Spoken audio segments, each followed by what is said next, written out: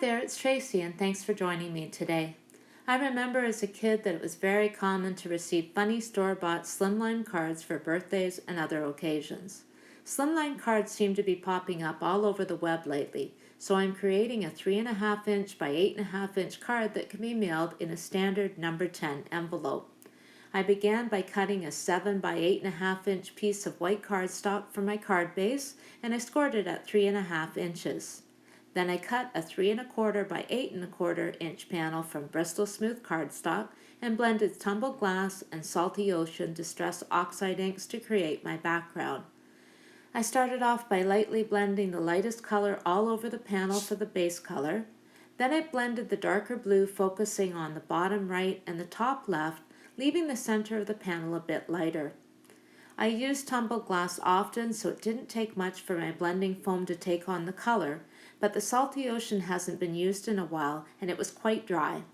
You'll notice that when the blender is dry, it almost leaves streaks of the color where you're blending. By adding more ink to the blender and also blending over it with the lighter shade, I was able to smooth the colors out. That is the beauty of using distress oxide inks. In the end, I used more of the lighter than the darker shade, but I didn't want my background to overpower the rest of the card. Once I had the panel blended out, I grabbed some Perfect Pearls, and I made a mixture of Perfect Pearls and water right onto my acrylic block, and then with a paintbrush, I flicked it over the blended panel to add a little bit of subtle interest.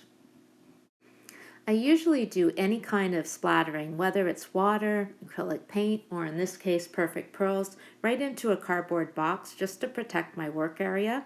Today I did my splattering right onto my media mat because I thought, oh, I can't make that much mess, but I did manage to get Perfect Pearls a lot of places I didn't intend to today.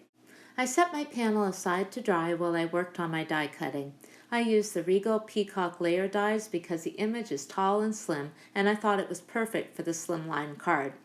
I cut the base, which is layer A, from a bright blue cardstock. The next was layer D that I cut from green cardstock, then layer C from a bright pink, and the top was layer B that I cut from orange cardstock. I glued the pieces together with liquid adhesive because then I have a bit of time to get my layers lined up properly before they stick together. Once I have the glue onto the pieces, I just pick it up with my hands and I work all the way around the edges of the die cuts, making sure that there's no parts sticking out where they shouldn't be. Got it all lined up. I just smooth it out, any corners, top, bottom edges. Takes a little bit of patience, but then once I have it done, I'm just glad that I've taken the extra time. So I'm going to set it aside for a minute while I go ahead and work on my sentiments. I'm using the You Are Awesome stamp set for the sentiment today.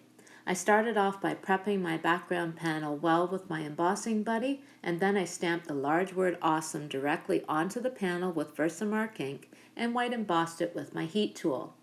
The words You Are So were also from the same stamp set, and I white embossed those onto a small strip of black cardstock. I added the panel to the card base with tape runner before I added the peacock to the panel. For the next step, I cut pieces of foam tape and I attached them to the back of the peacock and then put it near the top of the card front to give it some dimension. I was sure to add a really tiny piece of foam tape behind the peacock's head to give it a bit of support, especially for traveling in the mail and being handled by the recipient. Thanks so much for joining me and creating with me today. I hope that you're passing the time while staying at home and doing something crafty. We'll see you next time and have a great day.